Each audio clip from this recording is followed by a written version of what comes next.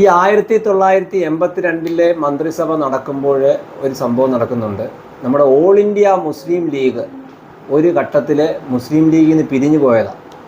കുഞ്ഞു മുഹമ്മദ് ഹാജി എന്നാണ് തോന്നുന്നു അത് പിരിഞ്ഞു പോയ അന്നത്തെ നേതാവ്. ഒടുക്കം അവർ തിരിച്ച് മുസ്ലിം ലീഗുമായി പിന്നീട് യോജിക്കുന്നു. അതൊന്ന്.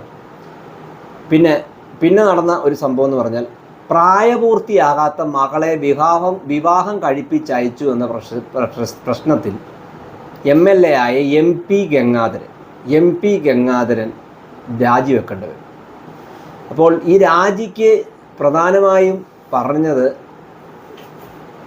കരുണാകരൻ്റെ ശിഷ്യന്മാരായ G. കാർത്തികേയൻ, രമേശ് ചെന്നിത്തല എന്നിവരൊക്കെയായിരുന്നു. ഒടുക്കം ഇയാളുടെ മോളെ ഇങ്ങനെ പ്രായപൂർത്തിയായിട്ടില്ലെന്നുള്ളത് കണ്ടുപിടിക്കുകയും അത് പൊതുജന ശ്രദ്ധയിൽ കൊണ്ടുവരികയും ചെയ്തത് പൊതുജന ഹർജി ആദ്യമായി നവാബ് രാജേന്ദ്രനാണ് അത് ജനശ്രദ്ധയെ കൊണ്ടുവരുന്നത്. അങ്ങനെ MP ഗംഗാധരൻ രാജിവെച്ച ഒഴിവിൽ ഏറ്റവും പ്രായം കുറഞ്ഞ മന്ത്രിയായി ആര് വരുന്നു? രമേശ് ചെന്നിത്തല സത്യപ്രതിജ്ഞ ചെയ്യുന്നു. ഇതുപോലെ തന്നെ ഒരുപാട് മന്ത്രിമാർ ഈ സമയത്ത് രാജിവെക്കുന്നുണ്ട്. SRP മന്ത്രി, SRP എന്ന് പറയുന്ന ആരുടെ പാർട്ടിയാണ്?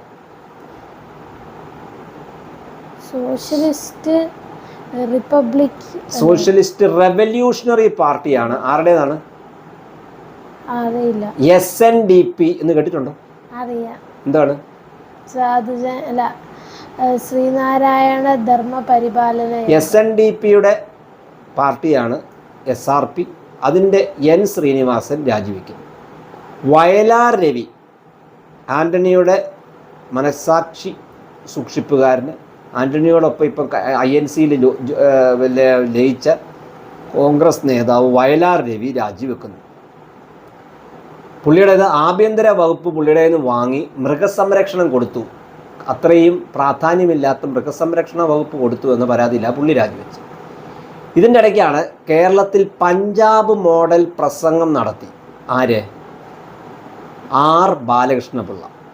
പഞ്ചാബ് മോഡൽ പ്രസംഗം എന്ന് പറഞ്ഞാൽ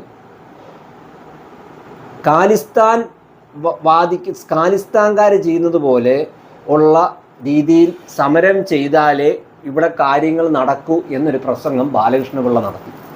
അന്ന് ഈ വിഘടനവാദം ഇത്രയും കൂടി നിൽക്കുന്നത് കൊണ്ട് അത് വലിയ വിവാദമായി. ഒടുക്കം ബാലകൃഷ്ണപിള്ളയ്ക്ക് രാജിവെക്കേണ്ടി വന്നു. ഇതിനെ ഒരു കമ്മീഷനെ വെച്ച് അന്വേഷിച്ചു. ഇത് വലിയ ഒടുക്കം അവർ പറഞ്ഞു കുഴപ്പമില്ല. അങ്ങനെ പിള്ള വീണ്ടും മന്ത്രിയായി. ഈ സമയത്താണ് വിദ്യാഭ്യാസ മന്ത്രിയായിരുന്ന വ്യക്തി പ്രീ ഡിഗ്രി ബോർഡ്, അതായത് പ്രീ ഡിഗ്രി വേണ്ട +2 ഉണ്ടാക്കാൻ തുടങ്ങണം എന്ന് പറഞ്ഞൊരു ബോർഡൊക്കെ ഉണ്ടാക്കിയെടുക്കുന്നത്, ബോർഡ് സ്ഥാപിക്കുന്നത്. പ്രീ ഡിഗ്രി ഈ സമയത്താണ് ഈ മന്ത്രി പ്രീ ഡിഗ്രി ബോർഡ് സ്ഥാപിക്കുന്നത്. ഏത് മന്ത്രി? TM Jacob. കേട്ടിട്ടുണ്ടോ? കേട്ടിട്ടുണ്ട്. TM ജേക്കബ് എന്ന് പറഞ്ഞാൽ മാണി ഗ്രൂപ്പിൽ ഉണ്ടായിരുന്ന മന്ത്രിയാണ്. അങ്ങനെ പുള്ളി യുവാവാണ് ശരിക്കും പറഞ്ഞാൽ. ആ പുള്ളിയാണ് അന്ന് വിദ്യാഭ്യാസ മന്ത്രി. ഈ കാലഘട്ടത്തിലാണ് ഇടുക്കിയിലെ കുപ്രസിദ്ധമായ തങ്കമണി വെടിവെപ്പ് നടക്കുന്നത്. സ്വകാര്യ ബസ് ജീവനക്കാരും വിദ്യാർത്ഥികളും തമ്മിൽ സംഘർഷം. പോലീസ് ബസ് ഉടമകൾക്കൊപ്പം ചേർന്ന് വിദ്യാർത്ഥികളെ മർദ്ദിക്കുന്നു. കോഴിമല അവറാച്ചൻ എന്നയാൾ മരിക്കുന്നു. മാത്യു എന്നയാൾക്ക് 2 കാലുകളും നഷ്ടപ്പെടുന്നു. പോലീസ് വീട്ടിൽ കയറി ബലാത്സംഗ ഭീഷണി മുഴക്കുന്നു. തങ്കമണിയിൽ ആകെ പ്രശ്നമായി. ഇത് സർക്കാരിൻ്റെ പ്രതിച്ഛായയെ വല്ലാതെ ഉലച്ചു. അതായത് വീണ്ടും മുഖ്യമന്ത്രി ആരാണ്? കരുണാകരൻ. അതായത് കരുണാകരൻ ആഭ്യന്തരമന്ത്രിയോ മുഖ്യമന്ത്രിയോ ഒക്കെ ആവുമ്പോൾ പോലീസിൻ്റെ അതിക്രമങ്ങൾ പൊതുവെ കൂടുതലാണെന്നാണ് നമ്മളിപ്പോൾ കണ്ടുവരുന്നത്. ഓക്കെ. CPM ഈ അവസരത്തിൽ എന്ത് ചെയ്തു? ഈ അവസരം എന്ന് വെച്ചാൽ ഈ സാഹചര്യത്തിൽ ന്യൂനപക്ഷ ഭൂരിപക്ഷ നിലപാടുകൾ വ്യക്തമാക്കി. അതായത് അവരുടെ ഒരു കൂട്ടർ പറഞ്ഞു ന്യൂനപക്ഷങ്ങളെ പ്രത്യേകമായി പരിഗണിക്കേണ്ട ആവശ്യമില്ല. ഒരു കൂട്ടർ പറഞ്ഞു ന്യൂനപക്ഷങ്ങളെ പ്രത്യേകമായി പരിഗണിച്ച് അവരെയോടെ നമ്മോടൊപ്പം കൂട്ടി രാഷ്ട്രീയ ലാഭം നമ്മൾ നേടണം എന്ന് പറഞ്ഞാൽ, അതായത് തെരഞ്ഞെടുപ്പിൽ നമ്മൾ വിജയിക്കണം. മുസ്ലിം ലീഗ്, കേരള കോൺഗ്രസ് തുടങ്ങിയ വർഗീയ കക്ഷികളുമായി സഹകരണം വേണ്ടെന്ന് ആര് പറഞ്ഞു? EMS പറഞ്ഞു.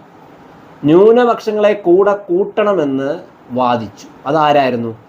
MV Raghavan, EK Nayanar, Poothalath Narayanan, K Kunhikannan എന്നിവരൊക്കെ പറഞ്ഞു ന്യൂനപക്ഷങ്ങളെ നമ്മൾ കൂടെ കൂട്ടണം.